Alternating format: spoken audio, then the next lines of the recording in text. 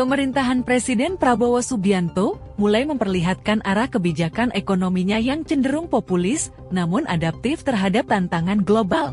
Pada awal Juni tahun 2025, pemerintah menggulirkan paket stimulus senilai Rp24,44 triliun sebagai respons terhadap ancaman pelemahan daya beli masyarakat dan tekanan eksternal seperti gejolak geopolitik dan perlambatan ekonomi global. Dalam konferensi pers yang dipimpin Menteri Keuangan Sri Mulyani, pemerintah merinci 5 kebijakan utama yang bertujuan menjaga stabilitas konsumsi domestik dan meningkatkan mobilitas masyarakat selama periode libur pertengahan tahun. Langkah ini juga dinilai sebagai bagian dari strategi Prabowo untuk memperkuat legitimasi awal pemerintahannya di mata rakyat. Pertama, diskon transportasi publik untuk dorong pergerakan dan pariwisata. Diskon untuk tiket kereta api, pesawat, dan kapal laut diberikan selama libur sekolah. Selain membantu meringankan beban masyarakat, kebijakan ini juga diarahkan untuk menghidupkan sektor pariwisata yang selama ini menjadi salah satu penggerak utama ekonomi daerah.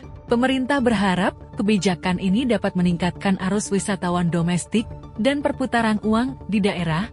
Kedua, potongan tarif tol, insentif untuk perjalanan darat. Dengan memberikan diskon tarif tol kepada 110 juta pengguna, pemerintah mendorong peningkatan aktivitas ekonomi antar wilayah. Potongan ini diyakini akan membantu mengurangi beban logistik masyarakat, serta mempermudah distribusi barang dan jasa selama periode konsumsi tinggi. Ketiga, diskon listrik untuk rumah tangga menengah ke bawah.